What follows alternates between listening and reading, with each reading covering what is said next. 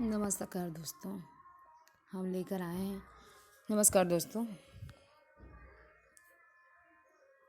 हम लाए हैं। नमस्कार दोस्तों, हम लाए हैं इतिहास से संबंधित वन लाइनर क्वेश्चंस। इसको हम जो है एक प्रैक्टिस सेट के तौर पर लेंगे, जिससे आपको भी याद हो और हमें याद है, हमारा रिवीजन भी हो जाए। ठीक है। आज की डेट में टॉपिक पढ़ने के साथ साथ उसकी प्रैक्टिस भी बहुत ज़रूरी है। और जितना हम लोग बुक को देख के नहीं समझ पाते हैं, आजकल की यूट्यूब्स की वीडियोज़ जो है हमें ज़्यादा जो है उससे समझ में आती है, क्योंकि उसमें हम रिटेन भी देखते हैं आँखों से और कानों से सुनते भी हैं। और जब हम बुक से पढ़ते हैं तो हमें सुनना बोलना खुद पड़ता है, लेकिन वो भी अच्छा है, वो चीज़ सॉलिड हो जाता है, परमानेंट। लेकिन आसानी के लिए दोनों तरीके सही हैं। कुछ लोग को वो पसंद आता है खुद अकेले बैठ के कमरे में पढ़ना, कुछ लोग यूट्यूब्स की वीडियो पसंद करते हैं कि ये बुक देखने से अच्छा है कि हम आसानी से कोई भी टॉपिक सर्च करें और उससे रिलेटेड जो है सारे क्वेश्चन जो है हमारा रिवाइज हो जाए। तो चलिए आइए कुछ जो है इम्पॉर्टेंट हिस्ट्री से जुड़े हुए क्वेश्चंस देखते हैं। देखिए, हड़प्पा सभ्यता की खोज की थी दयाराम साहनी ने। हड़प्पा सभ्यता की खोज की दयाराम साहनी ने। सिंधु घाटी सभ्यता का स्थल कालीबंगा किस प्रदेश में है? राजस्थान में है।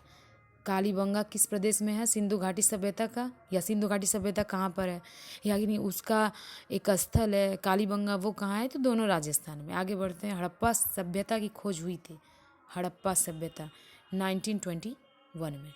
हड़प्पा सभ्यता की खोज हुई थी 1921 में।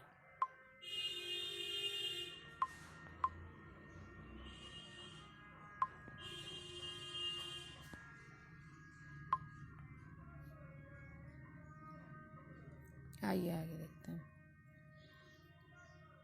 हड़प्पा सभ्यता की ईंटों का अलंकरण किस स्थान से प्राप्त हुआ?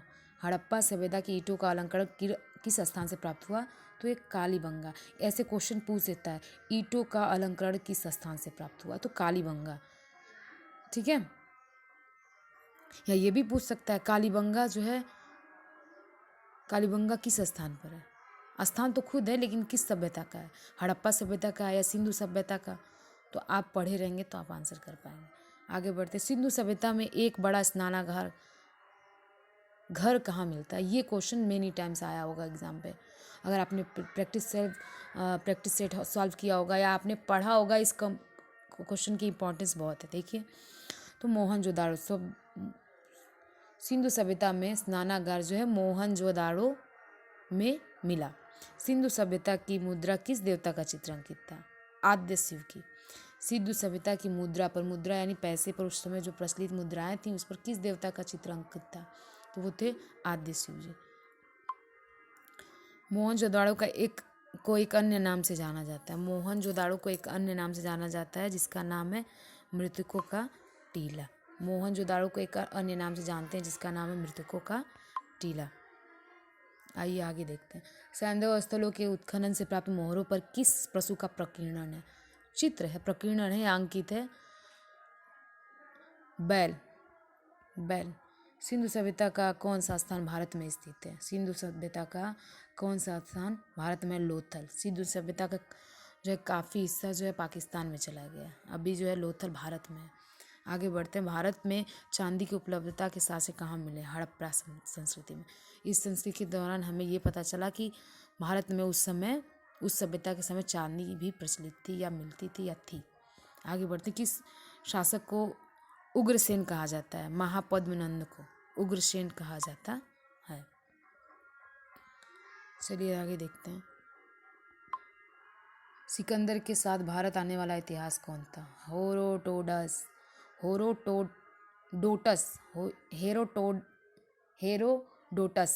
ये क्वेश्चन आता है। सिकंदर के साथ भारत आने वाला इतिहासकार था हेरोडोटस। आगे देखिए। काशी और लिच्छवी का विलय मगध साम्राज्य में किसने किया? अजातशत्रु। मगध में कई जो है राजाओं ने राज्य किया, जिसमें अजातशत्रु भी है। आइए। अजातशत्रु का उपनाम क्या था? कुड़िक। कुड़िक अजातशत्रु का उपनाम था। अजातशत्रु किस धर्म का अनुयायी था? तो बौद्ध धर्म का। अजातशत्रु बौद्ध धर्म का अनुयायी था। अजातशत्रु जो है बौद्ध धर्म का अनुयायी था। आइए आगे बढ़ते हैं। अजातशत्रु की हत्या किसने की? उदयन ने। अजातशत्रु की हत्या, ये इंपॉर्टेंट क्वेश्चन, आप पढ़ेंगे खुद आपको समझ में आएगा। अजातशत्रु गद्दी पर बैठा 1429 ईसा पूर्व। घनानंद के बाद शासन किसने प्राप्त किया? चंद्रगुप्त मौर्य ने। घनानंद की हत्या करके चाणक्य की मदद से उन्होंने जो है उसके बाद जो है चंद्रगुप्त मौर्य जो है शासन पर बैठा। हिंदू धर्म का आधार कौन से ग्रंथ में है? वेद। वेदों में हिंदू धर्म का आधार देखने को मिलता है। आइए आगे बढ़ते हैं। हिंदू धर्म की पवित्र पुस्तक कौन सी है? रामायण, महाभारत, वेद, पुराण। इन चारों पुस्तकों को पवित्र पुस्तक नाम है। रामायण, भारत, वेद, पुराण। पांडिचेरी की स्थापना किसने और कब की थी? 1674 ईस्वी में फ्रांसिस मार्टिन ने पांडिचेरी जो है की स्थापना की थी। पांडिचेरी क्या है? इस समय एक यूनियन टेरिटरीज है। आगे आइए। अंग्रेजों ने पांडिचेरी को फ्रांसीसियों से कब छीना? अंग्रेजों ने पांडिचेरी को फ्रांसीसियों से 1761 ईस्वी में छीना। भारत का फ्रांसीसी गवर्नर था डुप्ले। भारत का फ्रांसीसी गवर्नर था डुप्ले। किस संधि के बाद कर्नाटक का दूसरा युद्ध विराम हुआ? किस संधि के बाद कर्नाटक का दूसरा विराम हुआ? पांडिचेरी की संधि। निकोबार द्वीप समूह पर अपने अधिकार किसने अंग्रेजों को बेच दिया? डेनिश कंपनी ने 1868 ईस्वी में। पुर्तगालियों ने अपने पहले दुर्ग लली की स्थापना कोचीन में कब की? 1503 ईस्वी में। किस ईस्वी में? 1503 ईस्वी में। अल्बुकर्क ने 1510 ईस्वी में बीजापुर के किस शासक से गोवा छीना? आदिल शाह यूसुफ से। अल्बुकर्क ने 1510 ईस्वी में गोवा छीना। भारत में आने वाला प्रथम ब्रिटिश नागरिक कौन था? John Milton. मद्रास के संस्थापक थे Franco Martin. Denmark east India company की स्थापना कब की गई थी? 1616 ईस्वी। डेनमार्क जो है ईस्ट इंडिया कंपनी की स्थापना 1616 ईस्वी में की गई थी। प्लासी का युद्ध कब और कब हुआ? प्लासी का युद्ध कब हुआ? 22 जून 1757 ईस्वी में। किस बंगाल के नवाब को कर्नल क्लाइव का गीदड़ कहा जाता था? मीर जाफर। प्लासी के युद्ध में अंग्रेजी सेना का नेतृत्व किया क्लाइव ने। अंग्रेजी सेना का नेतृत्व क्लाइव ने किया। बक्सर का युद्ध कब हुआ? बक्सर का युद्ध 23 अक्टूबर 1764 ईस्वी को हुआ। बक्सर का युद्ध 23 अक्टूबर 1764 ईस्वी को हुआ। स्वतंत्र कर्नाटक राज्य की स्थापना किसने की? सादतुल्ला खान ने की। झुंझार सिंह की राजधानी थी ओरछा। मैसूर शक्ति की आधारशिला किसने रखी थी? हैदर अली ने। भारत में पहली अंग्रेजी फैक्ट्री कहाँ स्थापित हुई थी? सूरत में। भारत में पहली अंग्रेजी स्थापित हुई थी कहाँ पर? सूरत में। वैसे तो आए थे ये लोग कंपनी डालने, व्यापार करने, लेकिन पूरा का पूरा देसी हथियार लिए। कोचीन की जगह गोवा का पुर्तगालियों ने राजधानी बनाई 1530 ईस्वी में। भारत का पुर्तगाली गवर्नर कौन था? अल्मेड़ा। ये इंपॉर्टेंट क्वेश्चन है। भारत का पुर्तगाली गवर्नर अल्मेड़ा था।